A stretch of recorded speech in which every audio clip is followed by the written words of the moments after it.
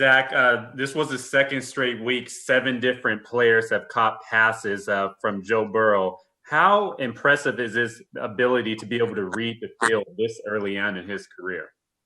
Yeah, he knows where to go with the ball, and I think the bigger thing there is just the trust factor with all these guys. Um, a lot of them have been in this system for the second year, and so they've really honed in on the details, and they're all very coachable. That's one thing that's special about this group is how coachable they are, their attention to detail. So when their moment comes, they can all capitalize it because Joe's going to find them. And like even the Drew Sample didn't have a catch yesterday. It's just you never know what's Mike Thomas.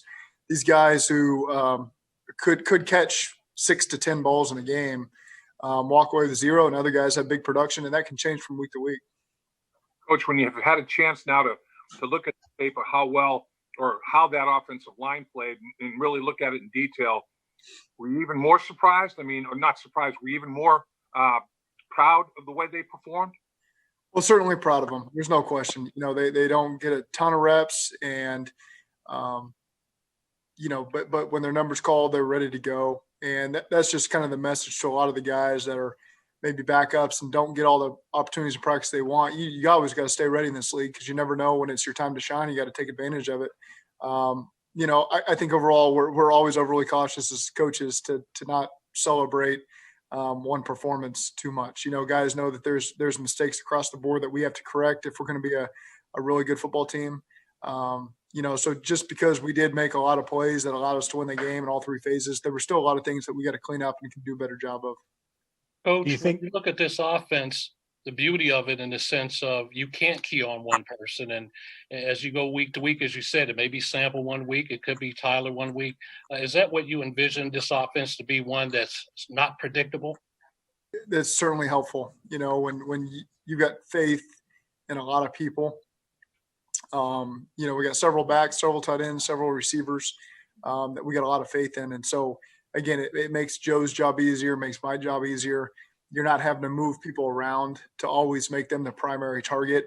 You can just call plays and know that the guy's going to get open. He's going to make the play. It might be wide open. It might be contested. And so when you got that kind of faith, it makes it a lot easier to game plan and scheme things up. Do you think any of the offensive linemen that played yesterday earn more time in practice or earn more time with their performance in future games? Those are questions that we get the chance to really work through this week. And again, it was a really good performance by those guys. Also feel like the 5 linemen that had been starters have been playing really well the last 2 weeks, and so again, you don't just rush to make decisions like that. And we got time, but certainly have a confidence in a lot of guys at that position right now. Zach, any update on Darius Phillips? Not yet. Not yet on Darius. Not today. What about Bobby Hart? Is there a timeline on him? No timeline on Bobby Hart. Obviously we didn't put him on IR. If you're going to do that, you would have wanted to do it before that last game for the 3 weeks. So again, it's a little bit open ended there. And again, we'll go through this bye week and see where a couple guys are with injuries, but hopeful. That's why we didn't put him on IR when we had the opportunity last week. You mentioned the bye week. Is it with COVID protocols, are guys allowed to take off this weekend, or do they have to stick around? Yeah, I have to get tested every day. So what is your message to them to how to spend this time where they can't go? Yeah, you have to be unselfish. This is not a typical year. And if we want to make sure that we can do all the things in the second half of the season that we believe we can do and stay healthy, then guys just have to be unselfish and just again, shelter at home, just enjoy your time, get off your feet, watch a movie, play video games, order food, whatever it is. But you just got to be unselfish. And again, we had them in the building today. We'll have them in the building on Wednesday. So we'll have a little bit of their time there, but our guys have been good so far. They've done a real good job, and they just got to follow through with that this week. What do you think? Knew on Friday, Zach, that you wouldn't have 3 starting offensive linemen. Can you describe the feeling of learning yesterday morning that Michael Jordan was out? I think that's what you can appreciate about Jim Turner. It's the phone call I got at on Sunday morning. When we were both driving the stadium, it wasn't panic. It wasn't what do you want to do. It's here's what I think we should do. That was the first thing he said to me because we both got the text at the same time, so I knew what he was calling about. And he just said, here's what we're going to do. And again, there's no time. Nobody's going to care that you played with whoever's playing. Nobody cares. They just care if you won or you lost. That's all that matters. And so the less time you spend wasting on, oh my gosh, how could this happen to us? It's just, you just go do your job. And, I wish we could have videotaped the walkthrough performance we had from about 10 a.m. to noon yesterday and upstairs in the coach's offices. That would have been a sight to see. It's one of those fun things. It's not necessarily fun at the time. You want to make sure these guys are ready to go. But when you look back on it, you just appreciate, everybody did everything they could to make sure the players were in the right mindset. Billy and Keaton and Shaq had been here, so they're helping Q, along every step of the way. Jimmy and Ben are coaching their tails off for 48 hours because you didn't expect Quentin to play. We expect him to be the eighth guy. And all of a sudden he's the sixth, and all of a sudden he's the fifth. And so, you were getting him ready anyways. You didn't envision this scenario playing out. But again, just really proud of everybody in that particular room, the way that they handled it with the right approach and just handled the business and got it done. Spain was powerful. I mean, watching him, he was moving people. And you could understand, I guess, if there were some mental errors, but didn't appear to be, egregious mental errors. Was he just right on point? Yeah. Credit to Billy. Credit to Billy in game, helping him along with, okay, that's what this right. Code word you just heard from Joe, what this means is zone, whatever it was. And at the same time, Q's played a lot of football. And so some things come pretty naturally, especially me really talking to him for the first time I've interacted with him was Sunday morning.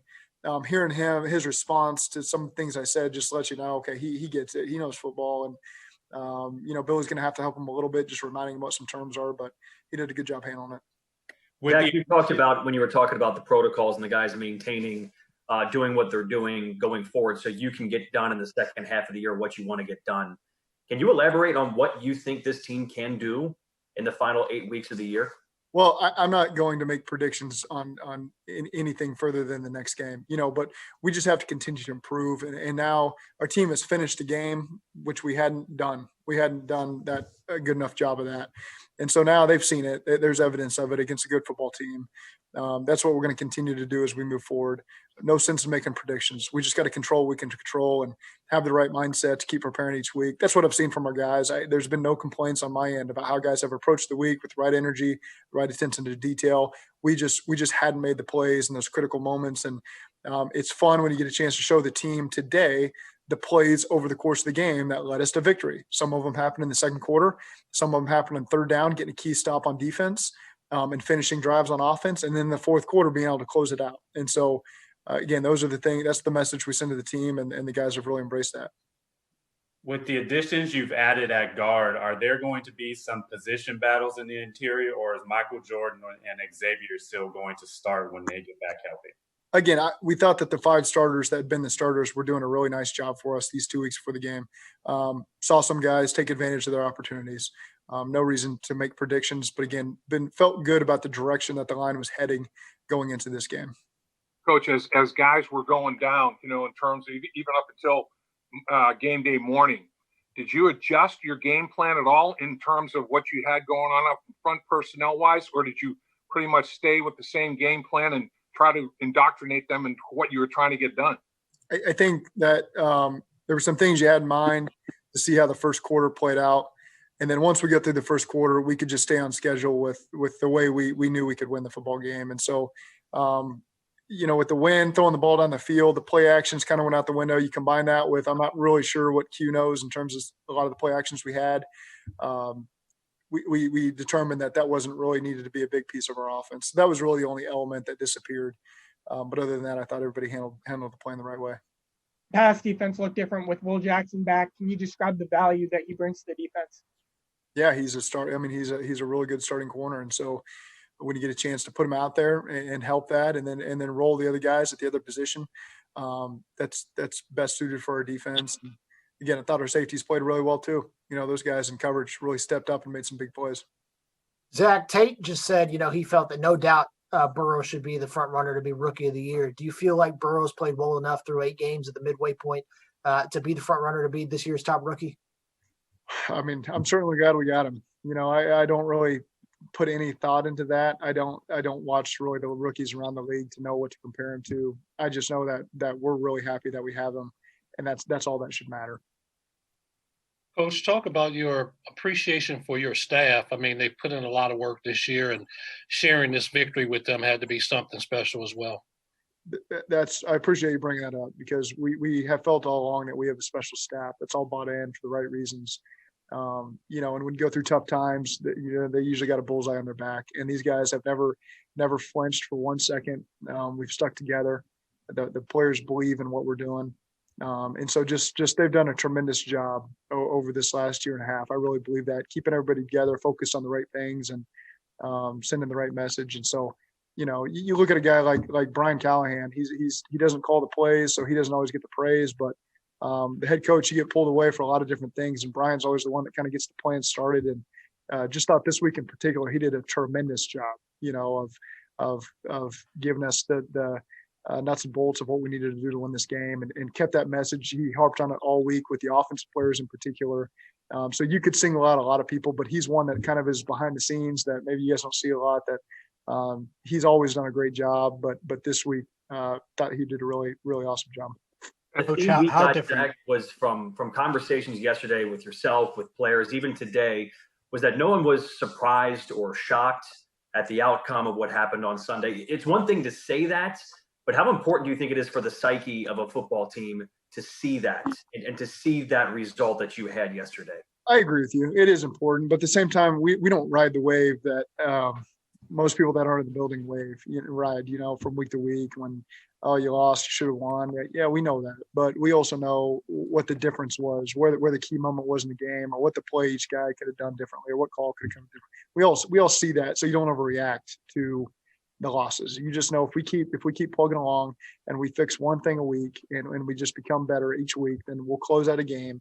And now there's some validation for the way we approach things and the way we play, but we got to keep doing it. One game doesn't mean you won the Super Bowl. We trust me, we're well aware of that. But it does help us, put us in the right frame of mind as we continue to work forward. And it just feels good to win. It doesn't mean that you overlook the corrections that need to be made, but it certainly feels good when you walk in the building the next day. And it's nice to see the players rewarded with a victory. Coach, everybody that did a Zoom yesterday, yourself included, Zach, mentioned how big it was to get a win before the bye. Is there a benefit to being able to savor that for 2 weeks before you play again? Well, you get to enjoy the time that you do get off during the bye. Your heart feels a little bit better. Your chest feels a little better than if you're just coming off a loss and you're dwelling on that. And now you get a chance. One of the most fun things about the bye is you get a chance on a Sunday just to sit there and watch everybody else battle it out. You don't have a horse in the race there. So that's one of my favorite things to do during the bye week. Obviously, we got a lot of things we got to work on this week in terms of scheme evaluation, getting ready for Pittsburgh. So there's no shortage of work there, but it is nice to go into a long week with no game coming off a victory. Coach, how different or will the next 25 hours or so be with the trade deadline looming for you in the organization in general? But we always have these conversations. It doesn't matter if the trade deadline's tomorrow or previously or whatever. We always talk personnel. Can't control that at the moment. It's just as it comes, and there's no need for me to really talk about it publicly. Coach John Ross has expressed.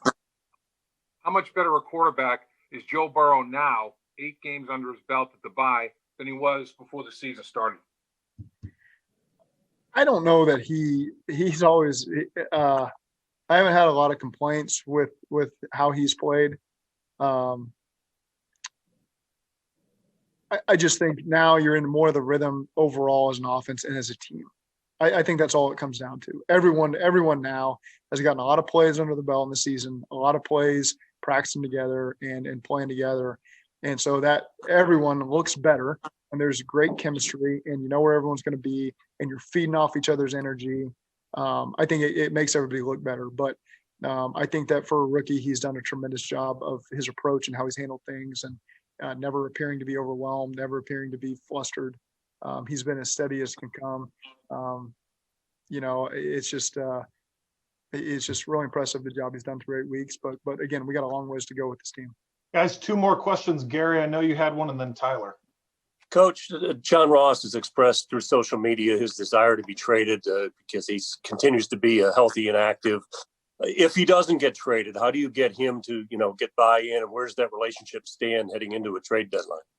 Yeah, we've always been upfront and honest with those guys, and expect him to show up and do his job, and have always liked John and had a good relationship with him, and that's the expectation. Zac, non-football related, have you had discussions with your team about the importance of voting? And if so, can you fill us in what was said? So they've all registered to vote. We've had a time, I can't remember when it was, a month ago maybe, where everybody registered to vote, and they understand there's been plenty of discussions. We talk about a lot of different topics over each couple of weeks. We have a meeting with some key players, and so again, they're aware. The NFL has done a great job mandating tomorrow off. It just happens to fall on our bye week, where guys can get out there and do it. And so again, it's important that everyone gets out there and vote, because your vote matters, and the players understand that. And we've done enough. Now it's on their plate to get out there and do it tomorrow.